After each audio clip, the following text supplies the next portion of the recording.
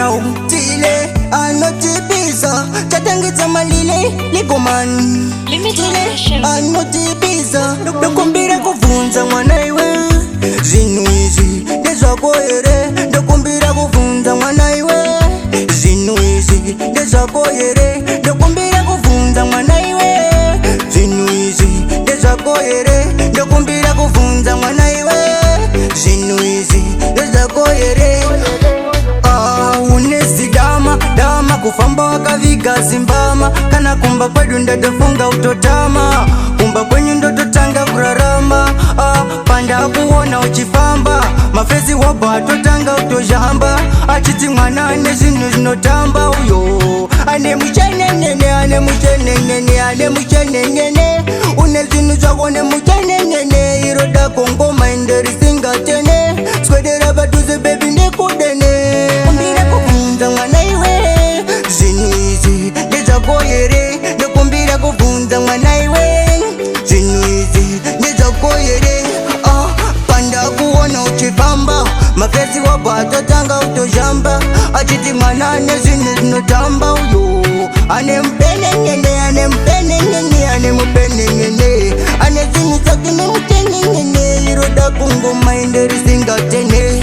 Swedera patuze baby nekudene, ndokumbira kuvunza mwana iwe. Zinu izi ndezako ere, ndokumbira kuvunza mwana iwe. Zinu izi ndezako ere, panda kuona uchifamba, mafezi wabo atotanga utojamba. Achiti mwana ane zinu zinotamba uyo. Ane mchenengene, ane mchenengene, ane mchenengene. Une zinu zako ne mchenengene, iroda kongo mainderi singa tene. Swedere batuze baby ndikudene. Aiwaka une zinu zako manake mana iwewe. Une zinu zako manake mana iwewe. Nditachotuma kandara kanaka baby ndorova ngoma. Sakana beya nditashikira kuchuma. Azineteka chimoko chandakachuma. Tile anetibisa chatangitsa malile likomani.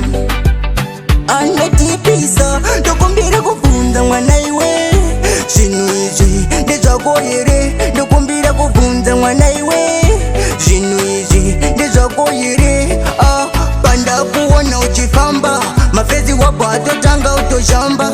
Achiti mwana ane zinu zinotamba uyo. Une mpenengene, une mpenengene, une mpenengene.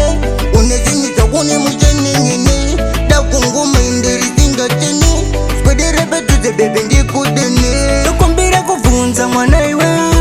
Zinu izi ndezako ere, ndokumbira kuvunza mwana iwe. Zinu izi ndezako ere, ndokumbira kuvunza mwana iwe. Zinu izi ndezako ere, ndokumbira kuvunza mwana iwe. Zinu izi ndezako ere. Limit Nation Records.